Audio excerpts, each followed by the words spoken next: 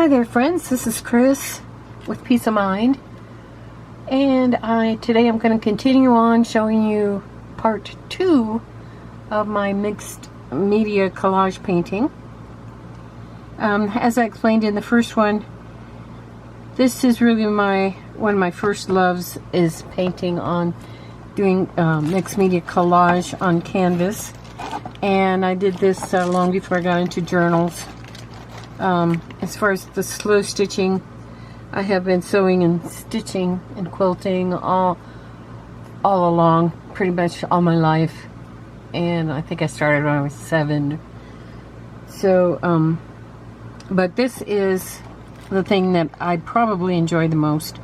So I thought I'd do a couple of videos on this, and I need to prepare some because I sold most of my paintings last year.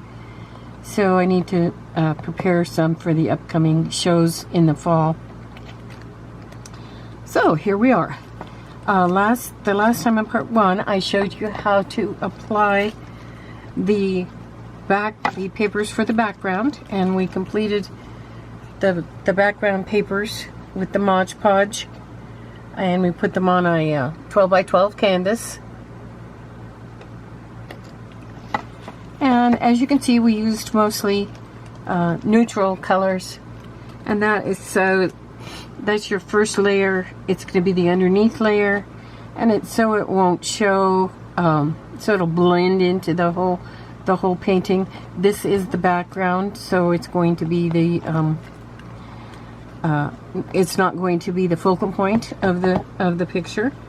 I have decided to do this as a flowers in a bowl, and I tend to do a lot of those. I love roses, and so what I did was I picked out a scrap of paper that had roses on it, and I cut out excuse me, I cut out the individual roses, and then I assembled them. As you can see, I just loosely glued down the background papers. What I'm going to do is I'm going to show you kind of how I'm going to place this, and the reason I'm doing this is so that I know what colors and what to add onto the background. You kind of need to pre-plan a bit as far as your background. I have done just backgrounds and then decided what I was going to put on them, and that works out okay, but I like to prepare, once I get the papers down, I like to prepare what I'm going to put over the top so that I can see. For instance, on this area here, I don't really need to do a whole lot in here as far as the background. Okay, so I prepared the flowers, and I'm going to do more to those after I add them, to make them blend into the background. And then I decided I wanted this to be a bowl of flowers, kind of a vase that's shaped like a bowl, a wide vase. And so what I did was I put a piece of paper, this gray paper that's just a scrap, underneath, so I could determine where my bowl was going to go, and I drew it, and later on I'll cut it out, but what I'll do is I'll fold it in half so that I get both, and just cut one side so that I get both sides equal. Okay, and I'll show you that later. So that is kind of about how I want it. If I wanted to, I could place it over to the side, or this side, or even kind of going off the page if I wanted to. I think I'll kind of center this one. It doesn't have to be exactly in the center.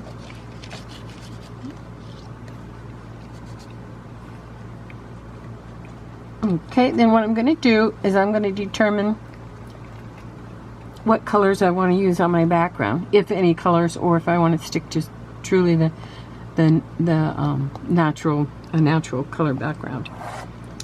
So what I decided on this one was that I should probably have a tabletop. So I'll have the tabletop come in. Let me get a ruler here so you can see better.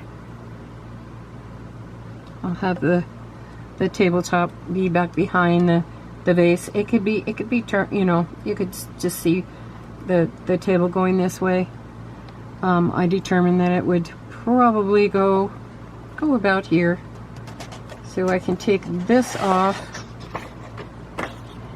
and then I'm kind of loosely marking a pencil where that table's going to be,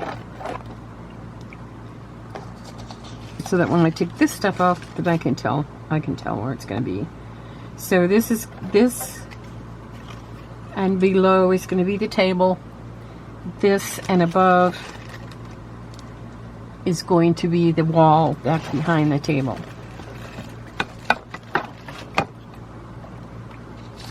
So then I need to determine, I can put this aside for now, because I'll be working on that later. I'm still doing the background.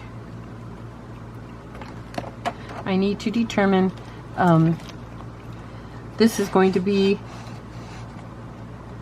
the tabletop, so it probably would be a wood table. It could be really any color table, because it could have a tablecloth on it. You could even make it, if I hadn't done all this work to make it a collage, then I could just use a piece of scrapbook paper across here, and then the same for here. I could just use one piece of scrapbook paper for behind here. But I do like the look of the collage. So what I use, first of all, what I'm going to do is I'm going to do a little bit of, show you how you can do a little bit of stamping, if you want that. Now remember, our roses are going to go over the top of this, so we don't really need to do too much in the background like that. I'm just going to take a script stamp, and I'm going to just gently go with the script. This just adds a little bit of something else to the background, and it tends to make it all blend together.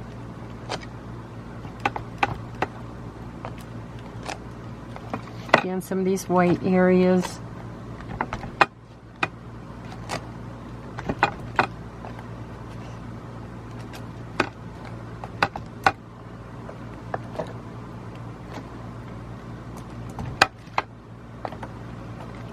Just kind of do it all over. You can, whoops, I'll drop my stamp. Got it. You can also do it on the edges. Don't forget your edges when you're doing painting and so on. Don't forget to do your edges.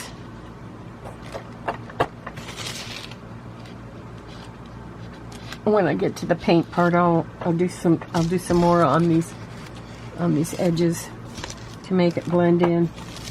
You can see where I overlapped to the edge, and that'll help. This, most of my canvases will just be hanging, they won't be framed, they'll just be hanging on the wall.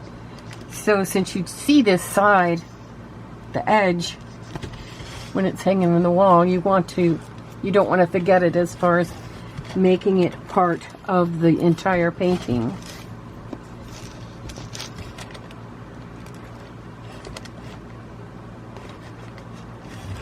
Sorry, I'm off camera there.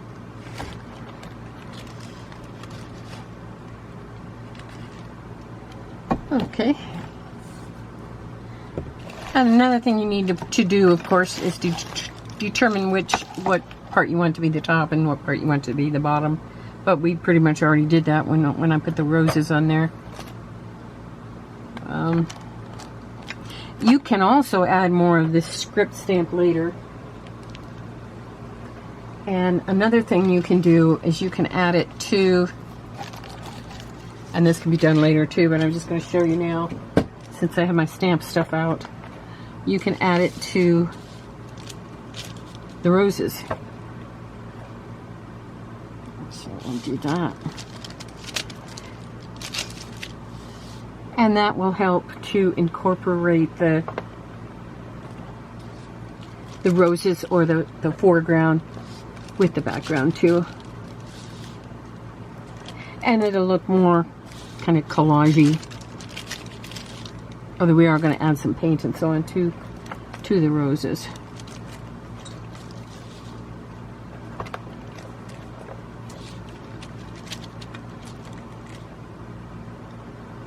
Okay, so that's the stamping, and you can add other stamps as well. I'd kind of stick to script stamps. You don't want to put too many things that are recognizable as objects, like butterflies or stamps, or you don't want to do that too much. You might do that at the end to kind of emphasize just one area, but don't do it now because it might stand out too much and then you can't do anything about it. Okay, so we got that with a little bit of printing on it.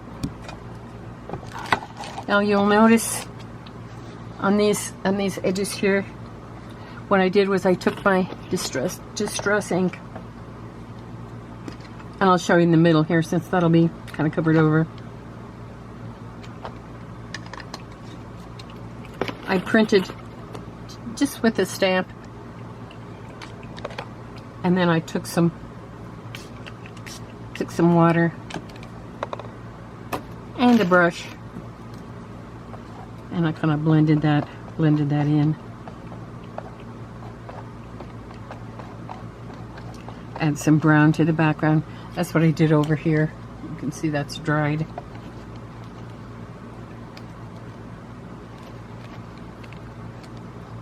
Okay, so if I wanted to, I could do some gessoing. I don't think I'll do that quite yet. I'm going to start on the painting. Oh, here's some here I could use this as a stencil. Let me let's see. Get rid of that ink so I don't use that by mistake. And what I think I'll do is I'll stamp some ink right down here. I don't want to add water to my ink pad. This ink pad is old. It needs to be changed anyway. But what I'll do is I'll stamp onto the wax paper and then add water to that. And then I can take a wet wipe or a brush and see if I can get some circles this way. I don't think this is going to work very well though. Yeah, that's not bad.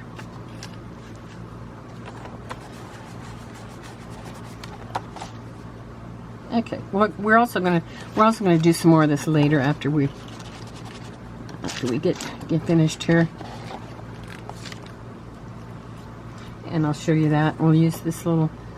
This is just a piece of paper that has holes cut out of it that I got in a book of papers that have different designs, and you use these as stencils. Okay, as far as paint goes, I use primarily. I do use some acrylic paints, but I use primarily gelatos, which are, I'll show you a package of them here. This is color. They're water-based, and they do blend really well. They're very similar to pastels, oil pastels, or water-based oil pastels, crayons, and you can add water to them, and they're beautiful. They spread like magic. I'll show you on here how they work. But this is just a package that came in. I have a whole bunch of gelatos. So I'm going to show you how I work those. I have some here since we're going to be doing this bottom section, and here's my table down below here. So what I'm gonna do is I'm just gonna put some color on. Just kind of spread this out, and I'm also gonna put on the sides.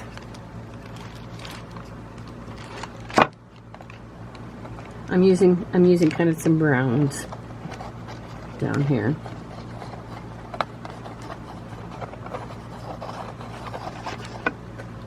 Okay, I'm going to use kind of a gold color in there. Just brown tones.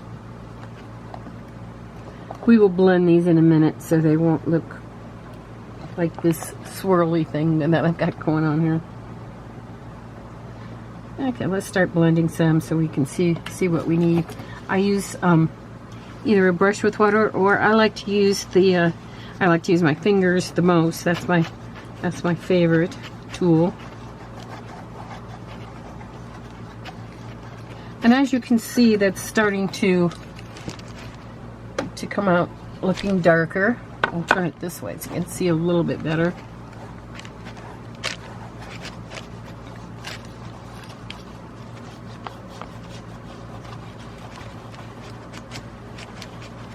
And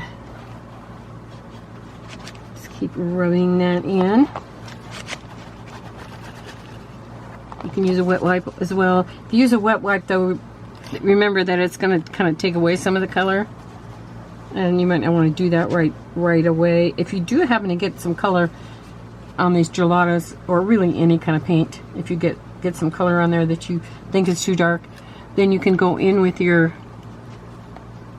wet wipe and wipe away some. Also do the edges. I put some color on these edges, so I'm just going to kind of blend it in.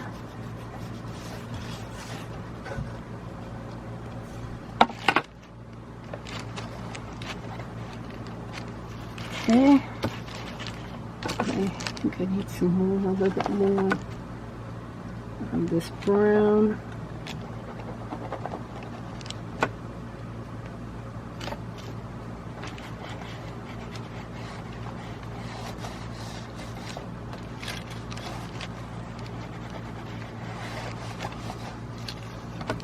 Now, I won't be finished with the paint. I can go back and use more paint later after I get the focal point, which in this case is the roses and the okay, where I'm covering my edges, and the focal point, which in this case is the roses and the vase. And then I'll go back in more with the paint. Maybe to do some shadowing underneath the the bowl. You can also go along here with my, maybe make the edges stand out a little bit.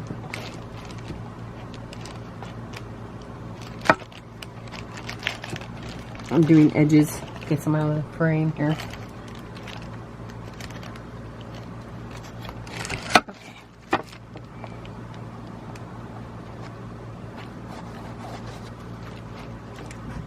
Okay, and you can see how that kind of makes the collage, it makes the collage recede into the background some. But yet you still see that collage coming through. You see the music paper and this dragonfly down here. Some of the writing. Okay, now I need to determine what color I want that back wall to be.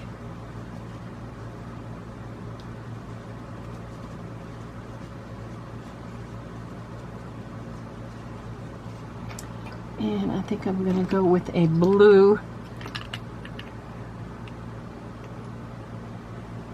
So I'm going to use, basically I'm going to use two colors of blue. And I'm just going to do the same thing I did with the, I'm going to spread the blue around.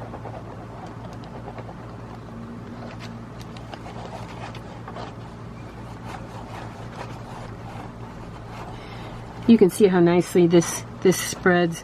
It does kind of remind me of watercolor because it lets whatever's underneath it, it shows through. It's what's called opaque, and watercolor's opaque. You can see you can see through it. Watercolor would not be a good thing to use on here. Water's okay, but with these paints.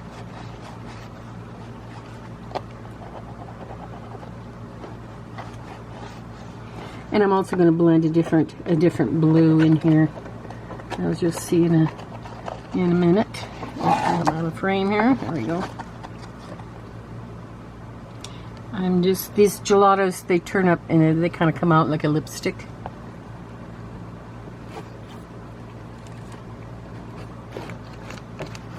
And I'm doing the edges so that I can get those covered.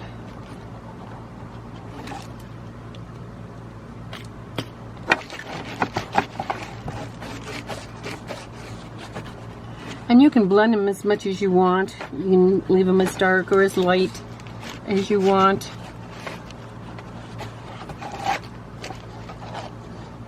And like I said, you can, I'm not keying in on this area too much because it's going to be covered.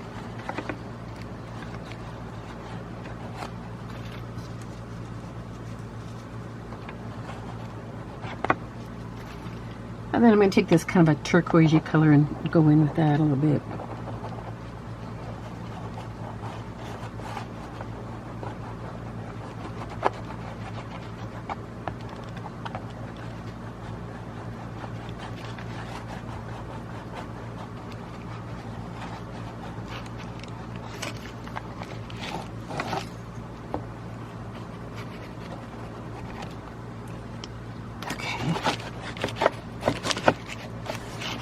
Kind of a green blue that I'm using now.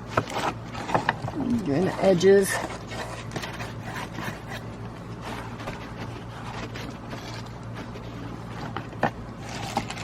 Okay, so now I have my background.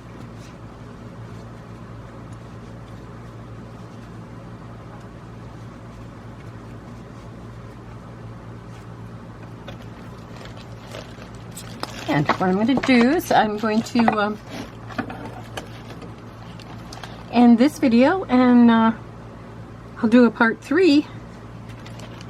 I hope you do this with me. You can refer to down in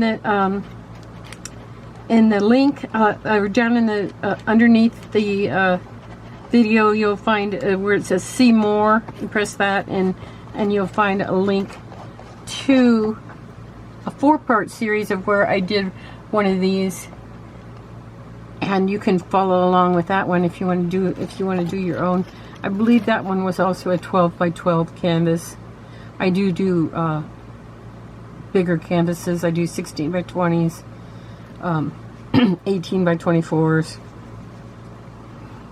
and even big. I've even done bigger than that, but mostly I do the 12 by 12s and the 16 by 20s. So what I'll do is I'll end here, and I'll pick up at part 3 of this video. Meanwhile, I may put in some videos on slow stitch. I have a video coming up on the slow stitch pouches that I make. I finished a couple of those, and I'll put them in my Etsy shop. So until next time, peace of mind. Bye now.